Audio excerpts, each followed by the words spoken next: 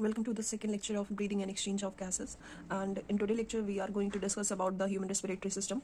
So as you can see, the human respiratory system is consists of two parts, which is conducting part and second is respiratory or exchange part. Conducting part is like a passage, okay, for the transfer of air to the alveoli, and respiratory or exchange part is a main pathway where the exchange of gases take place. And the function of a conducting path is they clean foreign particles and they help in humidification of air, and this bring down the air this bring down the temperature of air to the body temperature, okay. And conducting part is starts from external nostril to the terminal bronchiole. So this is important, that conducting part is from external nostril to the terminal bronchiole, and respiratory or exchange part is start from the terminal bronchiole to the alveoli.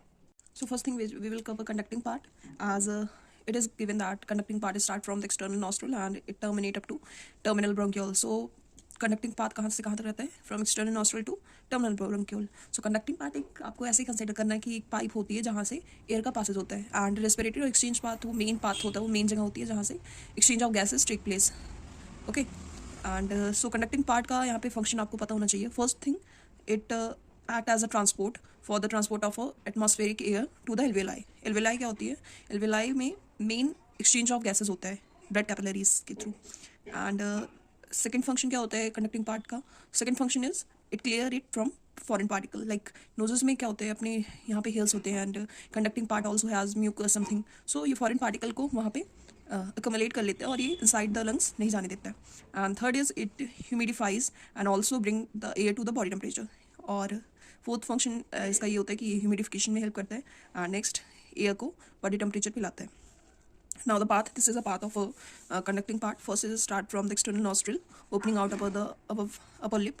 So external nostril में जाएगा, फिर nostril chamber आता है, फिर nasopharynx आता है, then pharynx आता है. Pharynx क्या होती है, pharynx is a common portion or common path for the food and air, okay. Now this pharynx open into larynx, into the trachea. So pharynx, larynx is a cartilaginous box or a sound box. Then comes our trachea, and trachea कहाँ तक जाता है, mid thoracic cavity तक जाता है, straight tube extending up to the mid thoracic cavity, and ये divide हो जाता है फिफ्थ थोरेसिक वर्टिब्रा पे, okay. Now this terminate into right and left primary bronchi, and then comes secondary and tertiary bronchi, then bronchiole, then terminal bronchiole, okay. So let's revise this. First, conducting part starts from external nostril and it terminate to terminal bronchiole. Then इसका function होता है transport of air, foreign particle का clarification, humidification, and it also bring the air to the body temperature. Start कहाँ से होता है, external nostril, then nostril chamber, nostril pharynx, larynx, trachea, right and left primary bronchi, secondary and tertiary bronchi, bronchiole, and terminal bronchiole. Okay, so this thing is important. This can be asked in your NEET, that trachea extend up to mid thoracic cavity and it divide at fifth thoracic vertebra. Okay, now comes during swallowing, glottis is covered by a thin elastic cartilaginous flap which is epiglottis. Epiglottis is what? Epiglottis is a thin, पतला होता है, elastic होता है, and this is a cartilaginous flap, okay. Thin, elastic and cartilaginous flap, and it also prevent the entry of a food into the larynx, okay. And larynx में food की entry को prevent करता है. And trachea, primary, secondary and tertiary bronchi and initial bronchiole is supported by incomplete cartilaginous ring. This is very important. Lungs में हमारे incomplete cartilaginous ring होते हैं, but you have to learn कि कहाँ कहाँ तक होते हैं. स्टार्टिंग में ट्रैकिया, तीनों bronchi, trachea, bronchi and initial bronchi. Remember, it is not present in terminal bronchi, it is only there in initial bronchi. So trachea, primary, secondary and tertiary bronchi and initial bronchiole. So now the next thing is that larynx help in sound production, hence it is called as sound box. Now second thing, we have respiratory or exchange part, okay. So alveoli and their duct form a respiratory and exchange part. अब आता है respiratory exchange part. इसमें क्या होता है, respiratory जहाँ पे हमारी एल्वियोली होती है और एल्वियोली के डक्ट्स जो होते हैं यही फॉर्म करते हैं एक्सचेंज पार्ट. यहाँ से ही एयर का एक्सचेंज होता है from outside that is conducting part से into the body. And exchange part is the site of actual diffusion of oxygen and carbon dioxide between blood and atmospheric air. So exchange of gases किसके through होता है, यहाँ पे mention है diffusion के through. This is whole NCERT. This is only given in points, so to remember easily. Okay, this is there in NCERT, everything. So respiratory or exchange part is consist of alveoli and duct, and exchange part is actual diffusion of the oxygen and carbon dioxide between blood and atmosphere. Now Alveoli, what is alveoli? Alveoli is a very thin, irregular wall. This is not regular, this is irregular wall, and this is a vascular bag-like structure. Okay, alveoli is thin, irregular wall and vascular bag-like structure. And this start कहाँ से start होगा? ये terminal bronchiole जहाँ and होता है ना, उसके just बाद अपना एल्वियोली आ जाता है. सो हम ये बोल सकते हैं कि terminal bronchiole give rise to the number of a thin irregular wall or a vascular bag-like structure which is known as alveoli. Now the branching network of bronchi, bronchiole and alveoli comprises lungs. Okay, so lungs is consist of a branching network of bronchi, bronchiole and alveoli. This can be asked. This is important. So alveoli is a structure and functional unit of lungs, and this is also important, but it is not there in NCERT. Nematocyte are the cells. These are squamous shaped cell of the alveoli. So the squamous cell of alveoli is known as nematocyte.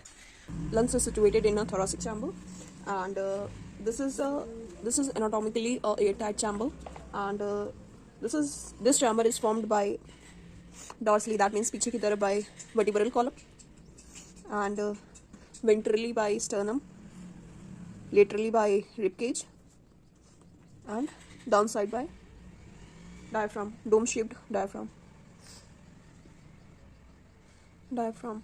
So पीछे की तरफ vertebral column, आगे की तरफ sternum, sidewise ribs, and downside, lower side is dome-shaped organ, diaphragm. Okay, so lungs का कुछ ऐसा setup हुआ है in the thorax such that it changes volume of a thoracic cavity. अगर thoracic cavity में कोई भी change आता है volume का, वो reflect होगा lungs या फिर pulmonary cavity में. Okay, the change in volume of thoracic cavity reflects in the change in thoracic or the change in pulmonary or lungs capacity. And this arrangement is very essential for the breathing. And lungs क्या होता है, इसमें double layered cover होता है, and the covering known as pleura, and inside these two double layer there is a pleural fluid. So it has covering pleura, and inside both pleura we have pleural cavity, pleural fluid between this. So the function of pleural fluid is to reduce the friction between the lung surface. And so pleura में भी जो outside होता है and inside होता है, outside जो होगा वो thorax की lining बनाएगा. Obviously thorax cavity में है तो outside इसके thorax ही होगा. तो this made outer side is in close contact of a. So first is diaphragm. Diaphragm is a muscular septum which is only present in mammals. So this is a feature of a mammal. This is found only in mammals. And this helps only in inspiration. Okay, now we have an intercostal muscle, ICM, and this is of two types. First is external intercostal muscle, and second is internal intercostal muscle. So intercostal muscle is the space between two ribs, is known as a intercostal space in which two type of the muscle is present. Okay, so दो rib के बीच में जो space होती है उसे intercostal space बोलते हैं, and the muscles present in between these are known as intercostal muscle. So external वाला क्या होता है? External help in inspiration. Okay, contraction of these external intercostal muscle help in inspiration. So you can either learn कि जहाँ पे I आएगा वो साथ में नहीं होंगे. Okay, and internal intercostal muscle help in only forceful expiration.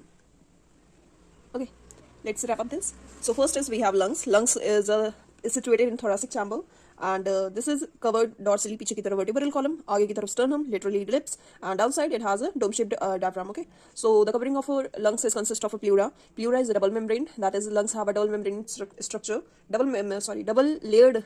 It is double layered, which is covered by the pleura. Now these pleura also have a pleural fluid which help in reducing the friction between the lung surface, and the pleural membrane is consist of a two part. First is outer pleura, and second is inner pleural or visceral pleura. So the outer pleural membrane is in close contact with the thoracic lining. That means बाहर वाला जो pleura होगा वो obviously thoracic lining के close contact में होगा, as lungs is situated in thoracic chamber. Now the inner side pleura is in close contact with the lung surface. This is also very obvious. Now we have next is diaphragm. Diaphragm is a muscular septum, and this is only present in mammals. And diaphragm help only in inspiration. That is, there is no role of diaphragm in expiration. Now second we have intercostal muscle. Intercostal muscle कहाँ पे होते हैं? Between the ribs. So the space between the ribs is known as intercostal space, and in which we have two types of muscles, which is known as external intercostal muscle, which only help in contraction of these muscles, which further help in inspiration. So contraction of external intercostal muscle help in inspiration, and next is internal intercostal muscle. These help in only forceful expiration. So forceful, जब आपको forcefully expire करना है तब आपका internal intercostal muscle help करेगा, और जब कोई इंस्पिरेशन लेनी है यानी कि सांस अंदर लेनी है तब आपका एक्सटर्नल इंटरकॉस्टल मसल यूज होगा. Okay, so the respiration involve following step. First is breathing और pulmonary ventilation, by which breathing और pulmonary ventilation is the process where जहाँ पे क्या होता है कि एटमॉस्फेरिक एयर जो होती है वो ड्रॉन इन होती है, यानी कि हम अंदर लेते हैं और carbon dioxide rich alveolar air को रिलीज आउट करते हैं. फिर क्या होगा, अब हमने एयर ली है अंदर, ऑक्सीजन को अंदर लिया, तो क्या होगा, डिफ्यूजन होगा. यहाँ पे किसका डिफ्यूजन होता है? कार्बन डाइऑक्साइड एंड ऑक्सीजन का across the alveolar membrane.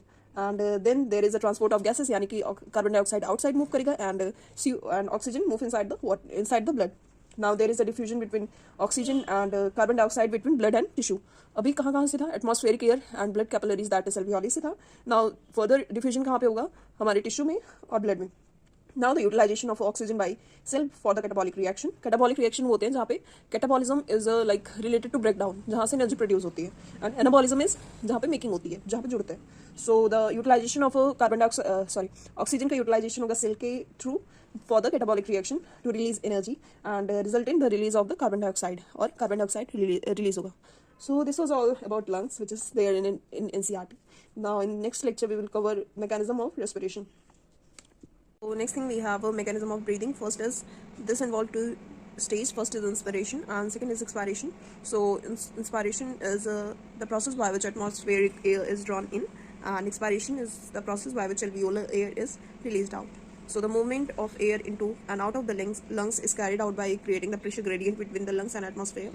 So there is a pressure gradient between the lungs and atmosphere, and diaphragm and set of a muscle which is external and internal intercostal muscles between the ribs help in generation of a pressure gradient. So the two things which help in creating pressure gradient is diaphragm and external and internal intercostal muscle. So we will see inspiration. This diagram explains it all. During inspiration, we have a negative pressure gradient inside the lungs. As the air enters into lungs, the diaphragm contracted and volume of thoracic chamber also increases. Volume and pressure is inversely proportional, therefore pressure decreases and ribs and sternum rise up, वो बाहर आ जाएंगे, and contraction of a external intercostal muscle take place. यहाँ पे हमने आगे वाले lecture में पढ़ा था कि external intercostal muscle किस में हेल्प करते हैं? इंस्पिरेशन में. So this was all. Inspiration में contraction होता है डायफ्राम का. Okay, and in expiration we have inside the lungs there is a positive pressure gradient, and diaphragm यहाँ पे क्या होता है? रिलैक्स होता है, arced upward, and thoracic volume of the thorax decreases, therefore pressure increases, and rib and sternum return to their normal position and air expelled from the lungs. So in inspiration we have a negative pressure gradient, diaphragm contract, thoracic volume of a thorax increases, ribs and sternum rise, and contraction of external intercostal muscle take place. मैंने ये भी discuss किया था कि internal intercostal muscle only helpful in forceful expiration. Okay, so in expiration diaphragm relaxed, arched upward, volume of a thorax decreases, and ribs and sternum return to their normal position. And on average a healthy human breathe 12 to 16 times, and spirometer is used in the estimation of a volume of air involved in breathing movement. Now in the next we have a respiratory volume and capacity. So in this we have to just focus on the definition. Tidal volume is 50 ml. Tidal volume क्या होते हैं? जो air हम inspire करते हैं, expired करते हैं ना नॉर्मल ब्रीदिंग.